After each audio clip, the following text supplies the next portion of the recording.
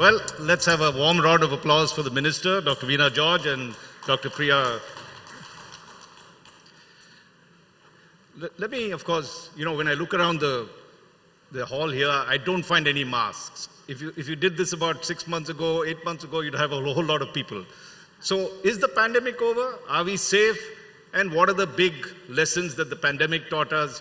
Are we ready for the next one? I mean, that's the broad brushstrokes of this particular session, and we're delighted to have the Minister for Health and Family Welfare of Kerala, Veena, and of course, Priya Abraham, both here. Veena is actually, I shouldn't be on first name basis with Veena George, but because she was in TV before, it's almost like a brethren. Dr. Priya Abraham, of course, I know her because we actually went to her laboratory in Pune, where she was the director of the National Institute of Virology. She is the one that first identified COVID in the country, in India. So let's give her a very warm round of applause for that. Veena, let's start with your state and the fact that Kerala did very well during the pandemic. It learned a lot of lessons, despite the fact that it has one of the best health infrastructures. So if you look at it, what is it that you could take? What are the 2 or 3 big takeaways from the pandemic? You were there in the midst of it, the second wave, which was the worst wave that all of us faced. What lessons can we take out of that for the future? First of all, I would like to thank you and congratulate you for this 5th edition of India Today Conclave, and thank you for your kind invitation and your answer to your question. Yes, of course, Kerala did a good job in dealing with the pandemic. It's because that we had and have a good system.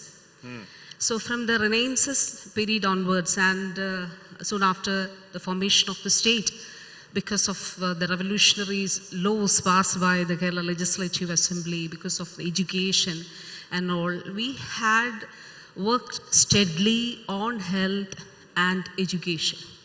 So that's why our health indices are the best in the country, like the infant mortality rate, the maternal mortality rate. They are the lowest in the country, and also the life expectancy is highest in the state. So the first case was reported in Kerala back in 2020. And we, just before that, we had an experience of Nipah at Kozhikode. So it was then our health workers, our health system, start realizing, using what we call all these PP kits and all those things. So at that time, back in 2018, we had trained our health workers on wearing PP kits or in dealing with such a situation. So that has really helped us, and in 2020, soon after the detection of the infection or the disease, we had developed a protocol, even before WHO has developed one. So we have, for the first time we started hearing some more, we telling about route mapping, isolation, quarantine. And I remember in Pathanamthitta, I belong to Pathanamthitta and I represent a constituency in Pathanamthitta. So that was the second episode where people from Italy has reached there, and the case was detected there. And actually it was really challenging because these people had traveled and they had visited markets, buses, and they took public transport, etc.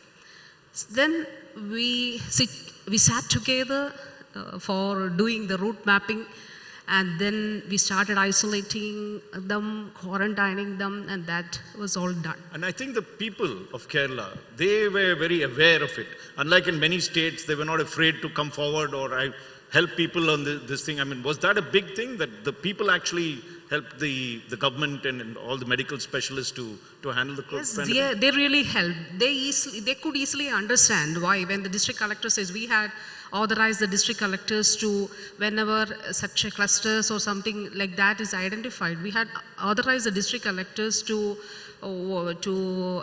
adopt strict measures there. So the people will understand. They cooperate with all these things. So that's really another big thing. Now, Priya, I want to do, somewhat around the same time, just or before that, you isolated the virus. You actually called it a pretty virus, although your boss might have this thing when you looked through the microscope, you felt that. if we look ahead, I mean, you did detect it, what would be the 2 or 3 lessons from a virologist's point of view that the COVID pandemic taught us? I think we, as a group of virologists, need to be always preemptive. Every time we hear about a new agent, we should work with public health officials, try to get specimens from there, see what we can do. Can we detect it? Can we characterize that virus in terms of, is it sensitive to any antivirals, or what would be the best way to detect it? And then, of course, disseminate that knowledge to a wider, network of laboratories, because our country is so diverse and so vast. So, expertise, I feel, should not be held within the walls of a particular institution. Once we have cracked it, I think it has to be quickly disseminated. Was that shock treatment in the fact that we barely had 4 or 5 institutes when COVID came of the kind of quality that you had, and you had to then install something like 1,000 institutes right now that are there? I mean, we did that all in 2-3 years. Why didn't we plan? And is that a lesson that, you have to set up all these diagnostic facilities, you have to do that, not wait for the pandemic to strike, then it might be, the toll might be much higher. Is that one of the big takeaways from that? Yes, this pandemic actually showed us that, we have miles to go in terms of bringing up the expertise in other laboratories. And I must say, one of the good things about this pandemic is that even the smaller labs, government labs, which could barely do, these rapid card devices, which are very basic, bedside, tools that you could do even in the field, they escalated from something so basic as that to actually doing real-time PCR, what everybody says, RT-PCR. Yes, it's become a household word, a bit of, I wouldn't say a bit, a lot of laboratory, empowerment has happened as a result of this pandemic. That's one of the good outcomes. Right. Now, one of the things that Kerala, was among the early states that got it.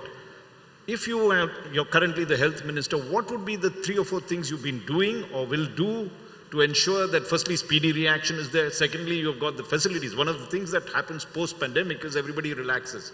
Masks are off, you start shutting down all the hospitals, the beds are gone, the oxygen is somewhere around their place. What is it that you have to do to keep crisis management going? Yeah, it's not time to relax. Actually, see, this post-COVID ailments or illness, they are the real threats. Right. See, the post-COVID syndrome. And we are seeing multiple, or they are affecting the multiple organ system. Right. And the second thing is the antimicrobial resistance, which impacts, it's fueled by this pandemic. Right. And of course, it's the like a bit of like TB drug resistance. You now have a COVID drug resistance built up, is it? Is that what you're talking about when you say antimicrobial? See, it's I'll tell you about one drug. It's azithromycin. See, when you analyze the situation in India, the most sold drug in India during this pandemic time is azithromycin. Right, of course. Yes, So- everybody said take it. Yes. Yes. So this is it's usually referred as a silent pandemic, Right. this antimicrobial resistance. All right. Wow. So we really have to work hard on this antimicrobial resistance. Yeah. It's a real threat. No, that's a very good point. A lot of us overdrugged ourselves. A lot of doctors even if you just had the fever, they would say, take this as a precaution.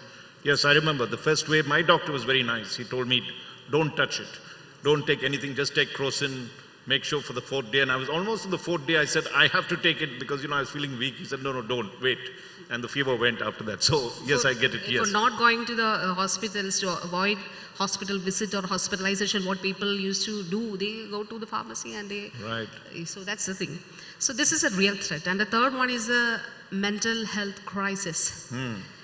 That's a very, very, very important thing. And of course, what Kerala has learned, if you ask me a single point to point out, we have realized, of course, that we have to reduce the morbidity. Even though the health indices are very good, the real challenge is the lifestyle diseases. Right. So diabetes, hypertension, etc. So what Government of Kerala did, we have evolved a Shaili app. It's like a home screening. We do home screening for all population above the age of 30. And then we are trying to find out if they have any lifestyle disease, or if they have any lifestyle disease, whether they are undergoing any treatment. And we are also analyzing the risk factors. So that Now, we are doing. you made this very interesting point about the COVID impact. We think we've got over the virus, but you're saying there are a whole lot of cases that have been impacted, whether neural, whether your heart or your things are beginning to show up now, the post-COVID, sufferings that are happening. How serious is that in Kerala? And you're the health minister. You must be getting statistics all over. Would you call that, as you said, the silent pandemic, a new silent pandemic, where you're getting all the after effects of COVID? Globally, the health experts refer this AMR as a silent pandemic. And Kerala, what we did is that we started post-COVID clinics across the state. 1,118 clinics, and we have a 3-tier system. First tier includes family health centers and the community health centers. Second tier includes the taluk hospitals and the district hospitals, and of course the third tier includes the medical colleges. And in these clinics, what we try to do is rehabilitation. So it's nutritional rehabilitation, psychosocial rehabilitation, cardiovascular rehabilitation. So all these things are done in the post-COVID clinics. Now, I'm coming to you, Priya, in terms of the fact that NIV was a great institute, has that. Is it time now for us to invest a lot more in setting up similar institutes so that you have a lot more people who are there, who are alert and keeping it and can do it? Is this the time that we should chalk out a major plan to say, okay, firstly, a straight question, is there the next pandemic around the corner? Do we know anything about this? Which virus are you worried about? Before we get to the other part of it. That's like, once again, looking into the crystal ball, but it's not as improbable as, it's not a vague anticipation. Yes, a pandemic. In fact, I once read an article where somebody said the next pandemic is just a flight away. I hope what not. they mean is, today, bugs, as you remember the earlier SARS, it started in China, and in no time it was in Canada, because people travel so extensively across the globe. I mean, that's an extreme, but I think to believe that we are done and dusted with this pandemic, and that maybe the next pandemic we can wait for the next century, is a complete fallacy, I would say. And I think given the way the global warming, the climatic change, migration of animals, different behavior of the vectors that transmit disease, we humans, doing our part of the deforestation, encroaching into forested areas, it is fertile ground, literally, for a novel virus to jump an animal, from an animal host into human beings. And then we have an epidemic and a pandemic. Because when a novel virus jumps from an animal host to a human being, very often humans do not have the immunity to handle that new agent. And that's when the whatever the new bug is, has a capacity to spread like fire. Now, is it largely respiratory, or would it be any kind of other debilitating thing? I mean, this hit us where it hurt the most, our breath. Is there viruses that attack you on all other fronts, not necessarily just your lungs? Yes, there are some that would choose non-respiratory routes, but viruses that spread to the respiratory route have the capacity to spread the maximum, because one person can infect a number. In fact, in the WHO's list of future threats for the world at large, we have Nipah virus that Madam had just mentioned, Nipah and Hendra viruses. Then we have, I don't know how many of you have heard of Crimean Congo hemorrhagic fever. It actually came out of Crimea and then worked through through Eastern Europe, Middle East, and it has been detected in our own country, in Rajasthan and Gujarat. We better watch out. Luckily, it doesn't spread through the respiratory route so easily. Then we have, of course, Ebola, Marburg, Lassa, they are the deadliest of hemorrhagic fevers. And we know what it did to Africa in 2014. It was a horrible, horrible epidemic in the neighboring adjacent countries in Western Africa, Nigeria, Congo. And you must have also heard this year, it was doing its rounds in Sudan as well. So then you have Zika virus, an innocuous virus, but which can cause very far-reaching damage to a mother who is carrying a baby. The baby gets infected and then is born with a small brain and is, scarred for life, handicapped for life. So that's the rogues list that you've just... So I've not gone through the entire list, but just to give you a flavor of you have to expect a virus zero. Yeah. Sorry? So virus zero. Oh, okay. Yeah. So actually today WHO says the next is disease X. Yes. Okay. That's Before this COVID-19 was detected, it was a disease X. Yeah, and then COVID-19 became, the virus that causes COVID-19 became our disease X for the last 3 years, but there are many more X's and Y's perhaps in the future. And a Z somewhere, but I'm going to come back to you, Veena. But let's talk about the Priya, let's talk about the fact that you have all these around that she's mentioned, all these viruses lurking in the corridors or corners or flights or whatever it is. And here you talked of the double whammy, which is you also have to deal with lifestyle diseases, diabetes, cancer, heart. I mean, all of us have some problem or the other that's going across the country. So how do you manage your resources where on one side you have a clear and present danger, there's virus and we experience the pandemic. Other side, there's another silent epidemic of different kinds. You have an epidemic of diabetes, which everybody now says India is the diabetes capital of the world. Recently, India Today put on the cover TB and its resurgence because of drug-resistant TB. We're getting even more severe cases. So how, as health minister, do you allocate these resources and say, okay, I'm going to handle this, I'm going to handle this. What happens then?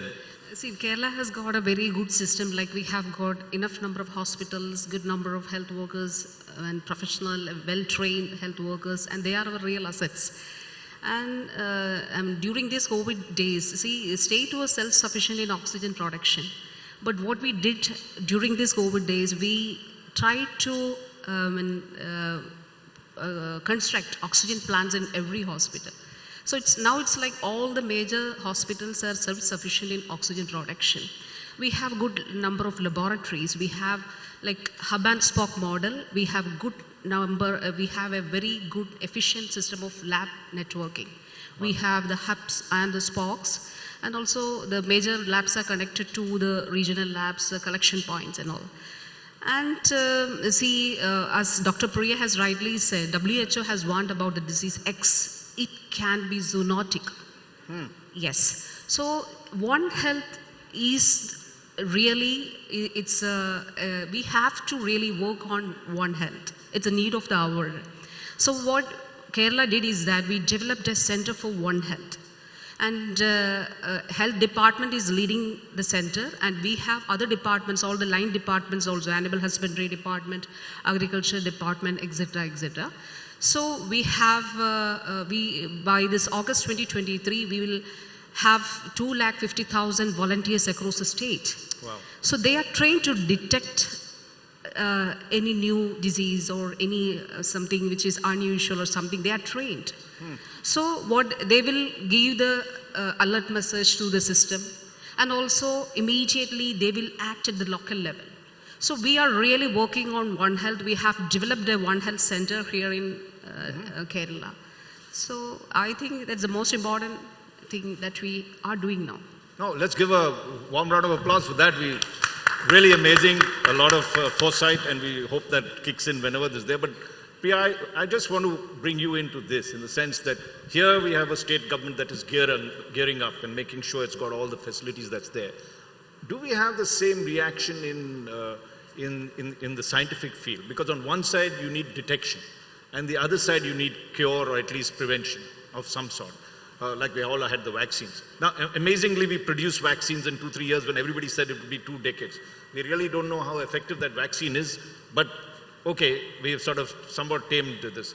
is there a need now that as soon as you detect these various viruses, simultaneously you have facilities that will immediately produce the drugs, or is it so commercial that no one will actually get into the business unless the pandemic strikes and they can make money out of making drugs? So how do you sort this conundrum out?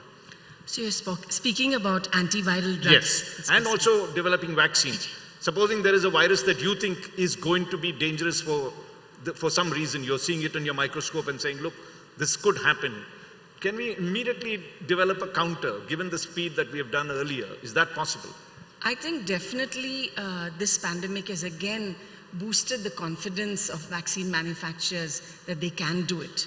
And even in India today, we have an mRNA vaccine manufacturer from Pune, as you know, Genova Technologies. So I think, yes, we have come a long way in the vaccine making arena, and Serum Institute also has done yeoman service in making several doses of vaccine for a country as large as ours. Yes, both vaccines and antivirals are challenging, but something I feel is more challenging than vaccine is actually antivirals. And I just want to expand on that. That's interesting, yeah. I want to expand on that. That's a new on subject, antivirus. Yeah. I love this, missile, and now we have an antivirus. Okay. So antiviral drugs are a little tricky. They are not like the kind of antimicrobials Madam was referring to. She was referring to bacterial resistance. Right. So bacteria can be grown on an inanimate surface, and you can check out how bacteria interact with a new antibiotic. But viruses need to be grown in a living system. Right. And when you try to use an antiviral to target the virus inside the cell, viruses have to be inside a cell. They are called obligate intracellular parasites. Wow. They live inside a cell. So when you try to target that virus inside a cell, there's collateral damage to the host cell. Right. So you can't, always use your armamentarium selectively to the virus. So that has been the biggest challenge historically. Apart from that, we have antiviral resistance. And to give you a perspective, out of the 220 odd human viral diseases, we have antivirals for about 10 of them.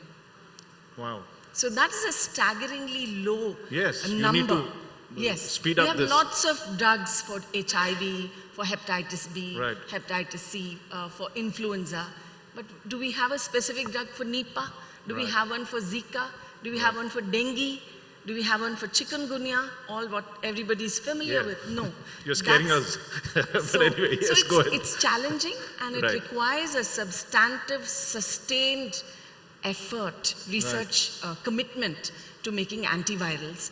And it needs a lot of, upfront, economic, a lot of money has to be put into that effort. Do you think the World Health Organization, because see, let's be frank, all these pharmaceuticals are basically commercially oriented. They must go under loss now because, say, COVID is on its way out, all those vaccines that they made might go waste. We don't know unless it comes right back. So they're not likely to make the investments that you're talking about. Therefore, you have only 10 antivirals versus 200 virals that could be dangerous. Is there a need for the World Health Organization to set up a fund across the world which will only do research and fund people to bring antivirals into it, or the pharmaceutical lobby will not allow it because of the fact that they could cash on later? Is that one of the issues? So, not WHO per se, but many of you may have heard of the Bill and Melinda Gates Foundation. They set up a therapeutics accelerator during COVID, so that they were funding companies, startup companies, and established pharmacopoeias to actually make drugs. There's a lot of upfront investment to, you have to first of all try and grow the virus. So you're working with the live virus. That's one challenge. Yes, and you did that, I remember, in that big vial that you had, and you showed me, and they said there's 1 billion COVID viruses, and I just stepped back. And then you have to, put it into a cell culture system where the virus will hopefully grow in living cells. And then you have to see whether it's actually killing those viruses sitting inside the cell. And then, like vaccines, they ultimately have to go through preclinical trials, which is where you do experiments in animals first, before you take it to humans, And then we come to clinical trials, which everybody heard about when we were talking Almost about sounds vaccines. like these sci-fi movies, viral wars like Star Wars. Yes, yeah, We yeah, need it that is, kind it of is indeed. But See, I want to come back to you, Veena. I would like Yes. to add, because regarding the Nipah virus, it's like it can be a war weapon. A war weapon. Yeah, Bioterrorism. So only in India, the Indian Council of Medical Research and the labs under the Indian Council of Medical Research can handle. They have to say that, yes, this is Nipah, this is positive. No other, I mean, no one has anyone else, they don't have the right to test a sample. They can test, of course, but it's very dangerous. So we face restrictions. I mean, it's like the Wuhan laboratory No, leak I think there. that's a very important point that ma'am has touched upon, that very often when you have to handle the live virus, there are not many labs that have that biocontainment, Right. which, you know, when you Yes, you said visited NIV, there's a we level. have the highest order of biocontainment, where both the worker is safe and you're not releasing anything very dangerous to the environment. As it was taught in Wuhan, that there was a Yes, laboratory yes. leak on this one. But I want to come to you on a point that we all suffered because, as we talked earlier, this erythromycin and these drugs were prescribed. And I'm sure they were, because Kerala is somewhat the Ayurvedic capital, there would have been thousands of drugs which have said, take this, you will build up immunity. And how do you now handle this misinformation? I'm saying many of them could be genuine, I'm not casting. How do you handle this problem in a pandemic where you don't know what to take and who's right or wrong? What do you do? See, it's something regarding the public health system. See, how the Kerala government is viewing this is that we have an integrated system. See, like back in June 2022, Kerala government has asked the homeo doctors to give arsenic album, because Ayush department has already recognized the effectiveness of the medicine. So homeo doctors, were if any kid or their parent is willing to take this preventive medicine, they have the right. So it's a constitutional right. We cannot say that you cannot take this, you can use only this. So this is quite a sensitive issue. But we develop certain protocols. And we ask our people, our medical practitioners, to follow those protocols. And of course, people in the face of a pandemic, they will follow it. Yeah, I mean, let's also give credit to India as a whole. During the COVID pandemic, we may have stumbled a bit in the first wave and maybe worse in the second, but we came back fighting. And if I recall, there were protocols being laid down, there were vaccines that were available. I think we need to laud our country also. There was a lot that didn't happen and a lot that did happen during that period. And so let's also give a warm round of applause to both of them. They were the pioneers of this whole thing, at the center of it, battling that. And that we must not forget, that there were people where at the real time of need, you Veena, you Priya, when you all put your best foot forward, we didn't know you all, but you helped us through. So we are very grateful to you all on this. And we've got about 2 minutes of our time left. And I'd like both of you all to come with, maybe you could start, Priya, the 3 things you would want to do, you would advise the government of India to do now, looking ahead at the post-pandemic thing. What would you say would be the priorities? I think firstly, the central government has to engage very closely with the state governments. If you take this state government, it's way ahead and they have found their own solutions and they have been at the wrong end of the stick for so many diseases and they have found a way to work around it. So I think central government authorities, you must be knowing about the IHIP, the Integrated Health Information Portal. Yeah. That kind of portal will intimate whatever is happening at the grassroots level, right up to the center. And those public health experts in the center should work very closely with those in the states. Some states don't do so well. They need to hold their hands even more to bring them up to speed. That's point 1. That's one. The second is, I think, community engagement. And we saw that again in Kerala, where education, engaging with the public, brought about behavioral change. They cooperated. They lent themselves to testing. Kerala had the highest levels of testing, and from then on, the tracing and quarantine, and also paying attention to the elderly and those who were vulnerable, who had comorbidities. That all comes from taking the community along with you. What about setting a whole range of research institute like what you headed? So- Do you think that is a priority? So that is a priority, and I think the government is acting on it. When I was still in NIV, we inaugurated 3 more NIVs. So there's one coming up in Dibrugarh, in the east. Kaushik is here.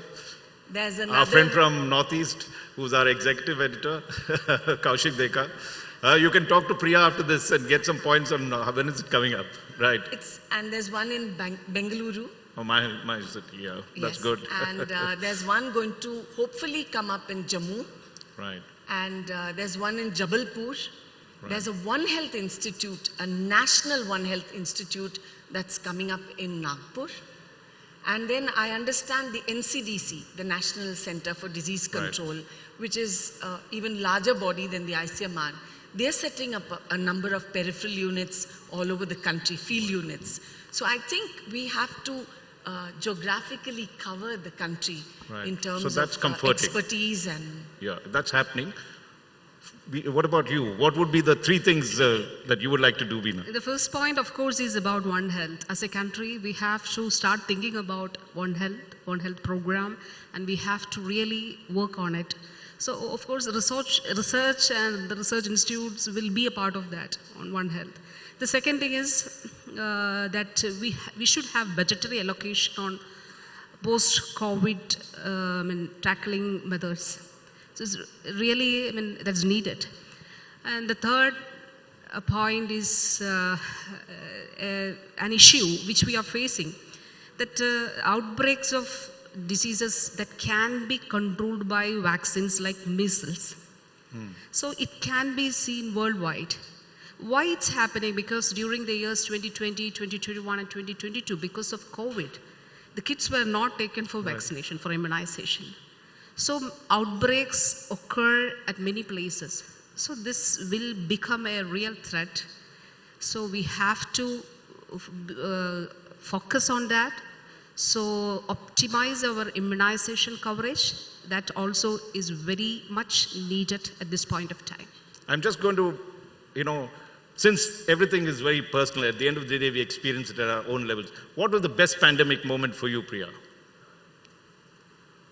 Seeing the virus under the electron microscope. And how does it look? I'm known for my reaction for it. It looks very pretty. Okay. We'll grant you that, but it is a very vicious, pretty virus that was there on this.